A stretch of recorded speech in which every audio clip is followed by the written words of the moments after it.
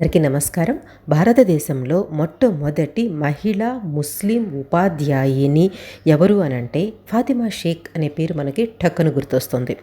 జ్యోతిబా పూలే భార్య గారు, అది సావిత్రిబాయి పూలే గారు, వీళ్ళతో కలిసి పనిచేశారు ఈ ఫాతిమా షేక్ అనే ముస్లిం మహిళ అనేసి మనకందరికీ కూడా మనం చాలా దగ్గర చదివే ఉంటాము. బట్ ఇప్పుడు కొంత ప్రచారంలో ఉండే విషయం ఏంటంటే, ఈ ఫాతిమా షేక్ అనే ఆవిడే అసలు లేదు, అది ఒక కల్పిత పాత్ర అనేసి దాన్ని దిలీప్ మండల్ అనే ఒక వ్యక్తి క్లెయిమ్ చేశారనమాట. ఎందుకు అనంటే ఆ పాత్రని సృష్టించింది నేనే అనేసి ఆయన చెబుతున్నారు. ఆయన ఏం చెప్పారో కూడా ఈ వీడియోలో నేను మీకు చెప్తాను. అదేవిధంగా అసలు ఈ ఫాతిమా షేక్ గారి గురించి నాకు ఈ కాంట్రవర్సీ తర్వాత నేను కొంచెం రీసెర్చ్ చేసి తెలుసుకున్న దాని విషయాలను కూడా మీకు ఇక్కడ నేను చెబుతాను. వీడియో కంప్లీట్గా చూసిన తర్వాత మాత్రమే మీరు ఒక అభిప్రాయానికి రండి. అదేవిధంగా వీడియో నచ్చితే లైక్ చేయండి, వీడియోనంత ఎక్కువ మందికి షేర్ చేస్తానికి ట్రై చేయండి. మీ అభిప్రాయాన్ని కూడా కమెంట్స్లో రాయండి. మనం హిస్టరీలో కొంచెం రెఫర్ చేశామంటే మనకు తెలిసేది ఏంటంటే, ఫాతిమా షేక్ గారు, అదేవిధంగా సావిత్రిబాయి పూలే గారు, వీళ్ళిద్దరు కూడా సన్నిహితులు. ఆమె అంటే జ్యోతిబా పూలే గారు, ఆయన భార్య అయిన సావిత్రిబాయి, వీళ్ళు వచ్చేసి పూణేలో భారతదేశంలో మొట్టమొదటి బాలికల పాఠశాలని స్థాపించడంలో కూడా ఈమె సహాయం చేశారు. అదేవిధంగా సావిత్రిబాయి పూలే గారితో పాటే ఈమె కూడా ఉండేవాళ్ళు ఎప్పుడూ కూడాను అనేసి మనం చదువుకొని ఉంటాము. సెంట్రల్ పూణేలోని బిడేవాడ వద్ద ఉన్న ఒక పాఠశాలను అంటే 1848లో ఈ ఫాతిమా షేక్ గారు, అదేవిధంగా సావిత్రిబాయి పూలే గారు, వీళ్ళు కలిసి ఆ పాఠశాలను స్థాపించారు. బాలికల విద్య కోసమే ఆ పాఠశాలను స్థాపించి బాలికల విద్య కోసం వాళ్ళు పోరాడారు అనేసి మనం చదువుకున్నాము. అయితే రచయిత, యాక్టివిస్ట్ అయిన దిలీప్ మండల్ అనే అతను తన ఎక్స్ మాధ్యమం ద్వారా ఒక ప్రకటన అయితే చేశారు. అది ఏంటంటే, అంటే నేరాంగీకారం అనే పేరుతో ఎక్స్ మాధ్యమంలో పెట్టిన పోస్టు అప్పుడు సంచలనమైందనమాట. అంటే ఫాతిమా షేక్ అనే పాత్రను సృష్టించింది నేనే, నన్ను క్షమించండి. నిజం ఏంటంటే ఫాతిమా షేక్ అనే వ్యక్తి నిజానికి ఎప్పుడూ కూడా లేదు. ఆమె చారిత్రాత్మకమైన వ్యక్తి కాదు, అసలు నిజమైన మనిషే కాదు. ఒక నిర్దిష్ట సమయంలో నేను ఊరికే ఆ పేరును పుట్టించాను అనేసి ఆయన అందులో రాశారనమాట. తను ఫాతిమా షేక్ను పుట్టించడానికి ముందు గూగుల్లో ఆమె గురించి ఎక్కడ కూడా ఒక్క విషయం కూడా ఉండదు. ఆమె గురించి ఒక పుస్తకం కానివ్వండి, వ్యాసం కానివ్వండి, ఏది కూడా లేదు. ఒక ప్రస్తావన కూడా ఎక్కడ కూడా ఆమె గురించి ఉండదు అనేసి చెప్పాడనమాట. ఆ పాత్ర పట్ల తనకి ఆసక్తి తగ్గిపోయిన తరువాత 2022 నుంచి ఆ పాత్ర గురించి నేను కూడా ఎక్కడ కూడా మాట్లాడట్లేదు. ఫాతిమా షేక్ సోషల్ మీడియా ద్వారా ప్రచారంలో భాగంగా వచ్చింది, అలాగే మాయమైపోయింది అనేసి ఆయన చెప్పారు. అసలు ఫాతిమా షేక్ పాత్రను ఎందుకు పుట్టించావు అన్నదానికి మాత్రం అతను ఎటువంటి సమాధానం కూడా చెప్పలేదు. ఆ సమయంలో, ఆ సందర్భంలో ఒక ప్రయోజనం కోసం ఆ పాత్రను నిర్మించవలసి వచ్చింది. ఆమె పేరు మొట్టమొదటిసారిగా నా నుంచే వేల మందికి తెలిసింది. ఒక నెరేటివ్ తయారు చేసే కళలో ఒక వ్యక్తికి ఒక ఇమేజ్ కల్పించడంలో నేను ఆరితేరిన దిట్టని. అందువల్ల ఫాతిమా షేక్ను తయారు చేయడం నాకు కష్టం కాలేదు. అంతకు ముందు పాత ఫోటోలు ఏమీ కూడా ఆమెవి ఎక్కడ కూడా లేవు. అది ఒక ఊహాత్మకమైన స్కెచ్.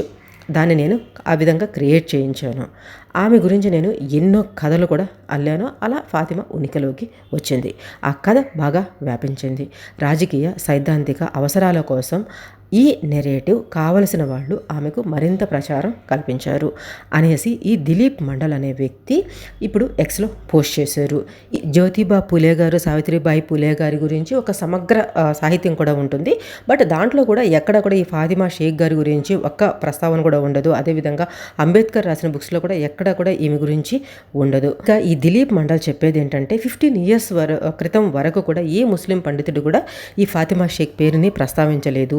ఈ పూలే దంపతులు విద్యా ప్రచార ప్రయత్నాల గురించి రాసిన బ్రిటిష్ డాక్యుమెంట్లలో కూడా ఎక్కడ ఈ ఫాతిమా షేక్ అనే పేరే ఉండదు. అసలు చరిత్రలో ఆమె ఎక్కడా కనిపించదు. ఆమెను కల్పించి ఆమెకి సోషల్ మీడియాలో విస్తృతంగా ప్రచారం చేసింది నేనే. అందుకే నా రాతల్లో తప్ప ఇంకెక్కడా ఆమె లేదు. ఆ విషయాన్ని నేను ఒప్పుకుంటున్నాను అనేసి అతను అన్నారనమాట. ఈ దిలీప్ మండల్ అనే వ్యక్తి గతంలో హిందుత్వ రాజకీయాలపైన పదునైన విమర్శలు చేసేవాడు. కానీ ఆగస్టు 2024లో ఆయన్ని సమాచార ప్రసార మంత్రిత్వ శాఖలో మీడియా సలహాదారుగా నియమించారు. అప్పటి నుంచి ఆయన కొంచెం సైద్ధాంతికంగా మార్పుగా మాట్లాడుతున్నారు అనేది కొంతమంది వాదన. కానీ ఇతను చెప్పేది ఏంటంటే, నేను ఒక పురాణాన్ని లేదా కల్పిత పాత్రను సృష్టించి ఆమెకు ఫాతిమా షేక్ అనే పేరు పెట్టాను. దయచేసి నన్ను క్షమించండి. నిజం ఏంటంటే ఫాతిమా షేక్ ఎప్పుడు ఉనికిలో లేదు అనేసి ఆయన పదే పదే చెబుతూనే ఉన్నాడు. కానీ 1988లో మహారాష్ట్ర రాజ్య సాహిత్య ఆణి సంస్కృత మండలి అనే రాష్ట్ర ప్రభుత్వ సంస్థ సావిత్రిబాయి పూలే సమగ్ర వాంగ్మయ్ అనే బుక్ని రిలీజ్ చేశారనమాట. అందులో సావిత్రిబాయి పూలే తన భర్త జ్యోతిరావు పూలేకు ఒక లెటర్ రాశారు. అందులో ఈ ఫాతిమా గురించి రాసున్నారు అనేసి ఉంటుందన్నమాట. అంటే సతారా జిల్లాలో నైగావ్ అనే తన గ్రామంలో అనారోగ్యంతో ఉండి కోలుకుంటున్నాను అనేసి సావిత్రిబాయి పూలే గారు ఆమె భర్తకి రాశారనమాట. అక్టోబర్ 28, 1856న ఒక లెటర్లో ఆమె రాశారట. నేను పూర్తిగా కోలుకున్న వెంటనే పూణేకి తిరిగి వస్తాను, బాధపడకండి, నాతో పాటు ఫాతిమా గారు ఉన్నారు, ఆమె నన్ను చూసుకుంటున్నారు అనేసి ఆ లేఖలో రాశారు అనేసి ఉంటుంది. తరువాత సావిత్రిబాయి పూలే పూణే విశ్వవిద్యాలయంలో ప్రొఫెసర్, అదేవిధంగా చరిత్ర విభాగాధిపతి అయిన శ్రద్ధ కంబోజ్కర్ ఈ విధంగా రాస్తున్నారన్నమాట. అంటే అప్పటి వరకు అందుబాటులో ఉన్న సమాచారం ఆధారంగా ఫాతిమా అనే వ్యక్తి ఉనికిలో ఉంది అనేసి సావిత్రిబాయి పూలే పూణే విశ్వవిద్యాలయంలో ప్రొఫెసర్ అయిన మరియు అదేవిధంగా చరిత్ర విభాగాధిపతి అయిన శ్రద్ధ కంబోజ్కర్ ఈ విధంగా చెప్పారు. అందుబాటులో ఉన్న సూచనలు ఆధారంగా ఫాతిమా అనే వ్యక్తి ఉనికిలో ఉన్నారు అని తెలుస్తుంది. అదేవిధంగా దివంగత రచయిత హరినార్కే మరియు ఎంజి మాలీతో నా సంభాషణల సమయంలో నేను మరింత సమాచారం కోసం వెతికాను, కానీ పరిమితమైన విషయాలను కనుగొన్నాను. ఫాతిమా పూలే జీవితాల్లో భాగమని, అదేవిధంగా మరియు వారితో దగ్గరగా పనిచేశారని ఆధారాలు కనిపిస్తున్నాయి. ఆమె ఖచ్చితమైన పాత్ర అస్పష్టంగానే ఉంది. కంబోజ్కర్ ఉదహరించినట్లుగా నార్కే ఒక ప్రముఖ విద్యావేత్త, సామాజిక కార్యకర్త, అదేవిధంగా రచయిత, మహాత్మా పూలే రచనలపై చాలా నిపుణురాలామె. 1853 సెప్టెంబర్లో ధ్యాన నోదయ్ అనే ఒక పత్రికలో జ్యోతిరావు పూలే గారి గురించి ఒక వ్యాసం ప్రచురితమైంది. అంటే పాఠశాల, దాని కార్యకలాపాల గురించి రాయడం మరియు చదవడం, ఈ పాఠాలు సహా చర్చిస్తారనమాట. కానీ ఫాతిమా గురించి ప్రస్తావించలేదు. 5 బాలికలు ఎక్కువగా ఉన్న ఉన్నత కుటుంబాలకు చెందిన వారు ఆ పాఠశాలకు హాజరయ్యారని మాత్రమే అందులో రాసున్నారు. బిడేవాడ సార్కర్ సమితి convener Nitin Pawar 19th century ప్రారంభంలో బహుజనులు మరియు ముస్లింలు వాళ్ళు ఆ విధంగా ఏవి రాసేవాళ్ళు కాదు కాబట్టి వాళ్ళ గురించి అంత ఎక్కువగా ప్రచారంలో లేదు.